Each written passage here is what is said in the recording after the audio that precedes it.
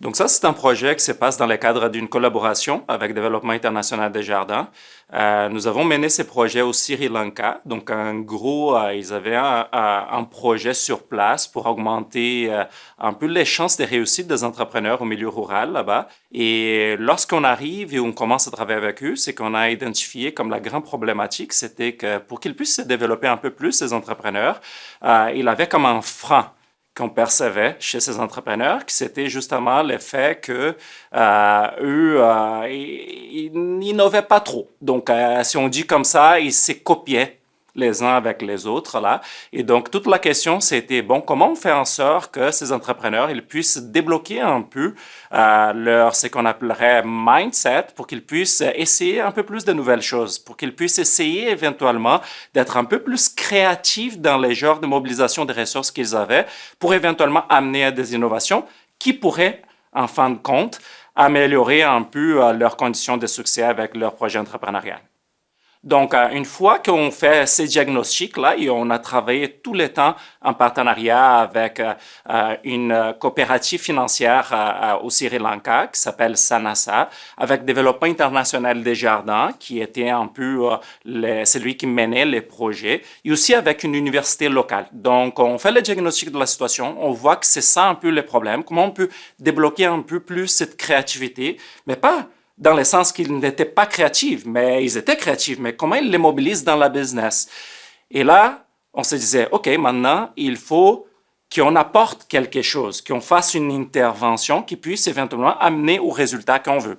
Donc, pour le faire, les types de méthodologies que normalement on met en place, là, c'est ce qu'on appelle des études randomisées.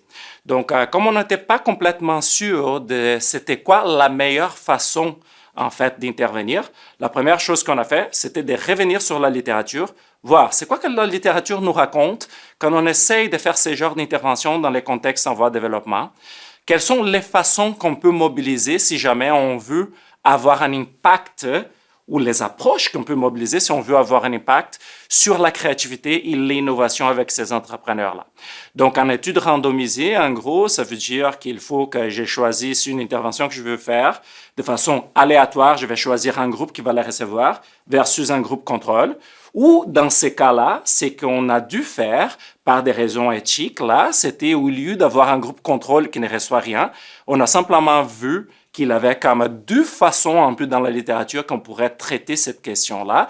Et donc, nous avons de façon aléatoire alloué 250 entrepreneurs à une façon d'être enseignés là-dessus et les autres 250 à une autre façon. Donc, cette façon d'être enseigné, c'était un espèce de parcours de formation. Donc, pendant 3 mois, on a bâti un parcours qui s'orientait vers ce qu'on appellerait plutôt une approche plutôt aspirationnel. Donc, on les montrait. Pour être créatif, innovant, regardez le Bill Gates du Sri Lanka, par exemple. Il est arrivé là, ou elle est arrivée là. Elle a commencé comme vous. Donc maintenant, si vous faites la même chose, vous pouvez y arriver. Que vous reconnaissez ici tout ce qu'on appelle un peu les meilleures pratiques qu'on a beaucoup l'habitude d'enseigner. De l'autre côté, donc, les autres 250, ils ont reçu un parcours d'accompagnement, un parcours de formation qui était plutôt sur, écoutez, dans votre vie de tous les jours, vous êtes déjà très créatif et innovant. Donc, quand vous allez cuisiner, vous savez mélanger des choses. Et donc, ça donne quelque chose de bien à la toute fin. Maintenant, prenez cette compétence que vous avez déjà et mettez en place pour votre business là. Donc, en gros, c'est un peu ce qu'on a fait pendant 3 mois, avec des mesures de baseline avant qu'ils entrent et à la suite sur différents points. Important à insister, on avait des variables dépendantes qui étaient assez claires. C'était est-ce qu'ils deviennent plus créatifs? Est-ce que leur perception de la créativité, elle change? Et ça, on pourrait mesurer en les donnant des tâches très précises, en disant maintenant, allez sur le terrain et essayez de nouvelles choses. Prenez note de ces nouvelles choses que vous essayez dans votre business là. Et on avait tous les comptages un peu de ces nouvelles choses-là pour pouvoir contraster entre les deux groupes.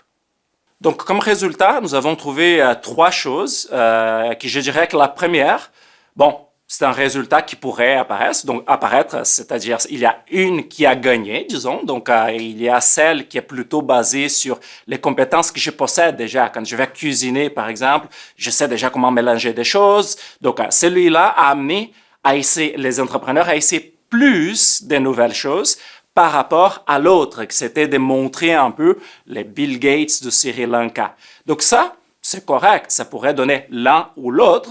Intéressant, on trouve que, donc il y a un qui amène à avoir plus de nouvelles choses qui sont essayées. Le deuxième résultat, celui-là nous a bouleversé un peu parce que, en gros, ce qu'on a trouvé aussi, c'est que ceux qui avaient passé par la formation qui était plutôt aspirationnelle, celle de voir les Bill Gates du Sri Lanka, à la fin de la formation, ils voyaient la créativité et l'innovation plus négativement que quand ils ont commencé. Donc, on a eu comme un effet des médiations sur la relation qu'on était en train de tester. Et ça nous a fait vraiment devenir vraiment assez étonnés de la situation parce que quand on parlait justement aux formateurs au niveau local, ils nous disaient « ça fait 20 ans qu'on forme de cette façon-là ». Et là, ils ne mesuraient jamais pour voir est-ce que ça fait en sorte que les gens deviennent plus créatifs et innovants.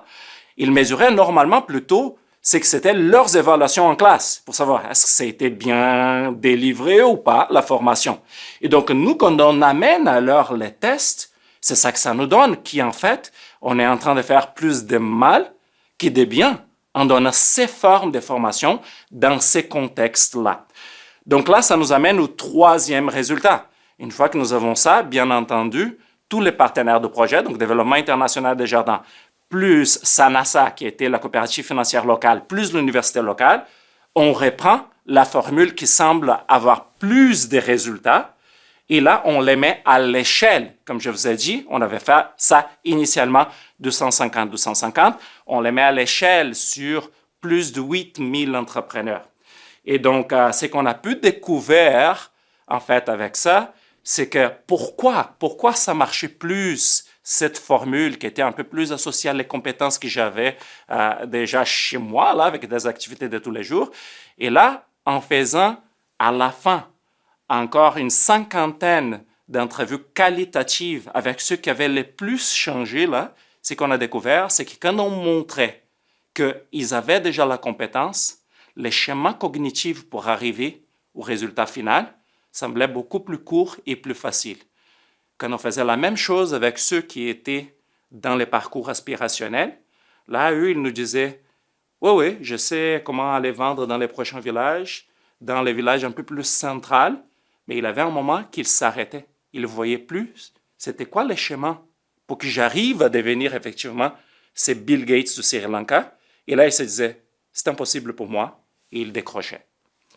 Donc, l'impact pour l'enseignement en gestion, il peut être majeur. Il faut toujours faire attention, je dirais, sur le fait que ça a été fait dans un contexte spécifique. C'était au Sri Lanka avec des entrepreneurs qui étaient en milieu rural.